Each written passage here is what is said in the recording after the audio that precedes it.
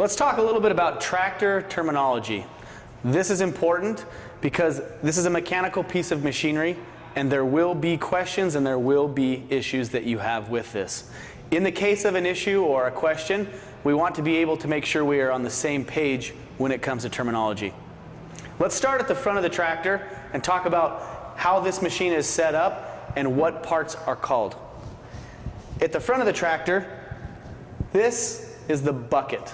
The bucket is able to carry material such as dirt or debris. Never lift the bucket with a heavy load high in the air and continue moving the tractor. This could result in an accident or a tip over of the tractor. This is the brush guard. The brush guard is important because it protects the front of the tractor from damage when either material comes out of the bucket or when the bucket is in the air. This is the loader frame of this machine here. This is what supports the bucket when it was in the air. This is the hood. These are tires, and this is the front axle. This is a two-wheel drive front axle, meaning this unit is only powered from the rear of the tractor. This is the loader control, which we've discussed in other videos.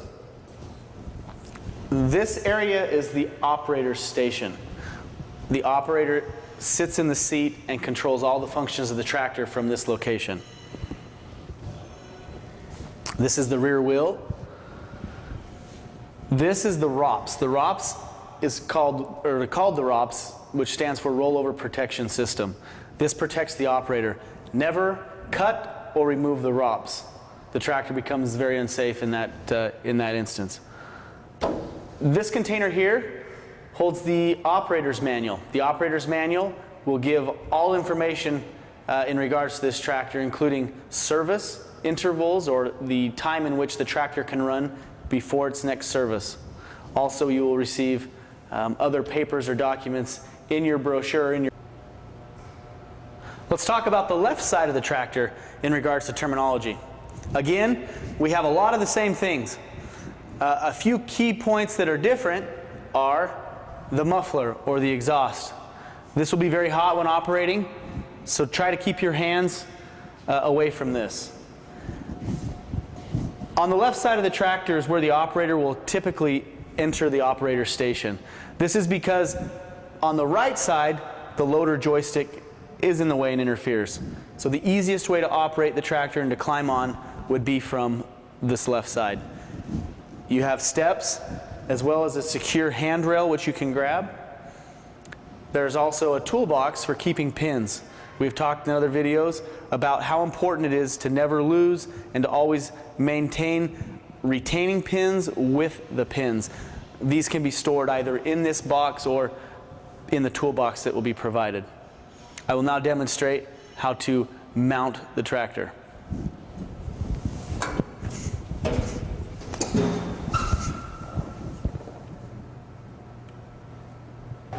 This is the front right section of the tractor. I will go ahead and point out several key features or terminology of several items on this tractor. This front box here is the battery. If the battery is not charged sufficiently, the tractor will not start. This is the radiator. The radiator is the cooling system which keeps the engine cool. This is the alternator. The alternator is what powers the tractor, generates electricity for the tractor while the engine is running. This is the engine oil fill. When you service the tractor or change the oil, this is where the new oil will be put in. There's a cap on the top, and I will show that more in another video. This is the engine oil filter, which will be changed every time the engine oil will be dropped out and new oil put in. This is the starter motor, which is what uses electricity power to turn the engine over to start it. Up in here is the fuel filter. The fuel filter is what cleans the diesel. This tractor takes diesel fuel to run. If the tractor ever runs out of diesel, the system will have to be purged or primed of all air. There is a little hand pump on the top here, which you will have to pump until the tractor system is purged of all the air. As you can see, it moves down. We will now move to the front left side of the tractor. This is the front left side of the tractor. This right here is the air cleaner. Underneath here is our air filters. The air filter cleans the air that the engine needs to run. This has to be on very tight and very secure. Dirt and unclean air will destroy the tractor. Just like that. This is the muffler, or the exhaust pipe. The air out of the motor will run through that pipe. Welcome to the rear of the tractor. Within the rear of the tractor are many features which are going to control implements that this tractor will be used with. Starting at the top, from the operator station, I mentioned the fuel cap. Diesel to the machine is input in this position. It is absolutely important that this cap remains in place and that this area stays relatively clean from contamination such as dirt or other debris. We need to keep this fuel system as clean as possible or the engine will not run. Moving down, we have the hydraulic oil fill point. The hydraulic oil fill point will be accessed by removing this cap, and oil can then be applied to this fill tube. Later on the rear of the tractor, I will show you the sight glasses which show us the level of oil which needs to be maintained within the rear of the transmission. This right here is the top link. The top link is what hooks to the top of the implement, which I will show you in a second. These are the lower lift arms, which will lift the implement attached to the back of the tractor. Underneath this shield is the power takeoff, which we have talked about. This is the point in which power can be taken from the tractor to drive implements. The PTO is very dangerous. There is much horsepower and torque behind this. If any article of clothing was to be around either this point or the shaft coming off this, it could be detrimental. Lives have been lost from careless activity around the PTO driveline and PTO takeoff point.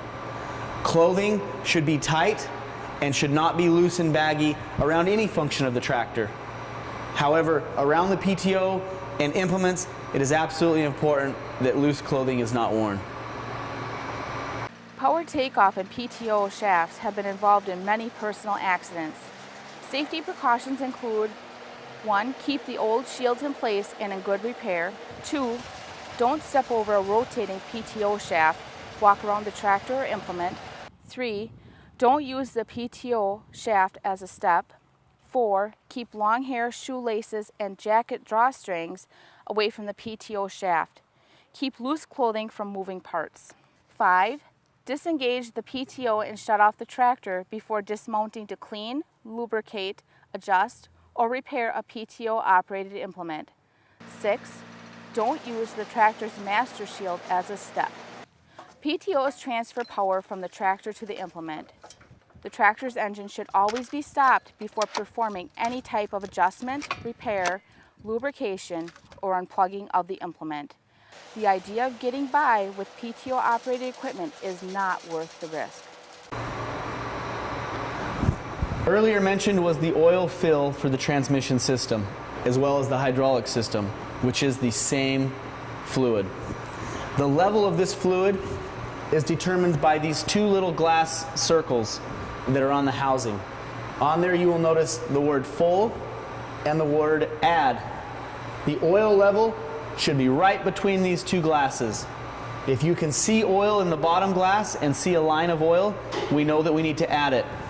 If we can see a line of oil in the top glass, we know we are overfilled.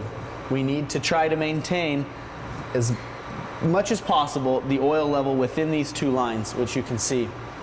And this should be checked with the lift arms in the down position. To the immediate, or to the right of the PTO are two hydraulic SCV ports, or selective control valves. I mentioned earlier from the operator station demonstration, I mentioned that the FCV lever was to the right of the seat. These are the two ports in which hoses can be inserted, which will give us hydraulic function to an implement on the rear of the tractor. It is very important that these are kept clean, and when hoses are inserted into these ports, the hoses are cleaned before they are inserted. If not, we can introduce contamination through dirt or sand into the hydraulic system, and it can ruin the entire transmission of the tractor. When this tractor is driven down the roads, it moves at a relatively slow pace or slow speed. This sign informs other vehicles and other operators that they are coming upon a vehicle that is moving relatively slower to the speed that they will be moving. Again, these are the lower lift arms of the tractor. These are what lift the implements from the ground. Within these units are designed leveling systems. We want the implements to be as level as possible to work to their best capability. If we need to level the implement at all on the rear, there's a simple leveling system on the right-hand side. This arm we can then raise up or down individually to match the arm here on the left. That is done by lifting this lock up and then spinning until we reach the desired level to match the other side. Once we have the desired level, we drop it to make sure that it locks so that it will maintain that measurement. My hand here is currently on the drawbar. Whenever pulling anything from this tractor, it will be done from this point. The drawbar is built into the frame of the tractor and is a very sturdy, stout point. Whenever pulling stumps or roots or trailers or anything with great force behind it, it will need to be pulled from the drawbar. The drawbar is removable. This is the rear of the tractor. You will see the PTO, the lift arms, and the drawbar. It is very important that when running PTO operated implements, the drawbar is in the innermost position. This should be done before hooking or attaching any implements to the three-point arms. The reason this is important is because upon hooking up or operating, the PTO will actually move up and down with the implement. The drawbar could interfere or even damage the PTO. So it's very important, again, to make sure when running PTO implements, the drawbar is all the way into the tractor in this position, and then when needing to pull stumps or pull trailers or pull anything, we can put the drawbar in an extended position so we don't interfere with the tires. I will now demonstrate how that is done. You will notice a pin and a retainer. The pin is currently going through the drawbar, which holds it securely in. If I was to push up on the retainer and then up on the pin, it pulls out. Once the pin is out, the drawbar will freely move into several positions. If I want it in the extracted position as it is now, I could then re-drop the pin and I would be ready to go. I could use it in this position for trailer pulling, tree or root pulling, or any kind of debris. And then again, if I was to use the shredder, the spader, or any PTO operated implement, I would want to reverse that step. I would lift up on the retainer, pull up on the pin till it is removed, and then slide this in as far as possible. Give it a little wiggle so that it securely sets. And then once the pin is all the way down, I know I'm in that innermost position.